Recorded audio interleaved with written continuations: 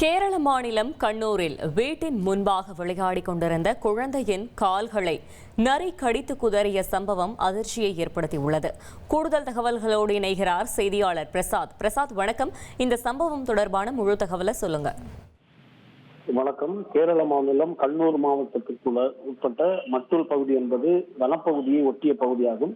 இந்த பகுதியில் ஏராளமான குடியிருப்புகள் உள்ளன. இந்த குடியிருப்புகளில் வசிக்கின்ற இந்த சிறுவர் சிறுமியர் ஒரு வீட்டு முன்பாக விளையாடி கொண்டிருந்தார்கள். அந்த நேரம் வனப்பகுதியில் இருந்து விரைந்து வந்த நரி ஒன்று இந்த சிறுவர் சிறுமியரை துரத்தியது.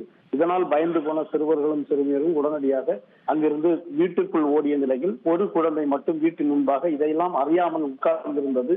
விரைந்து வந்து அந்த நரி குழந்தையின் கால்களை கடித்தது. இதனால் அந்த குழந்தை அலறி அழுததை தொடர்ந்தது. அங்கிருந்தவர்கள் ஓடி வந்து நரியை துரத்தி குழந்தையை மீட்டிருக்கிறார்கள். இந்த சம்பவம் தொடர்பான சிசிடிவி காட்சி சமூக வலைதளங்களில் வைரலாகிறது. நரி குழந்தையை கால்களை கடித்த சம்பவம் அப்பகுதியில் பரபரப்பை ஏற்படுத்தியிருக்கிறது.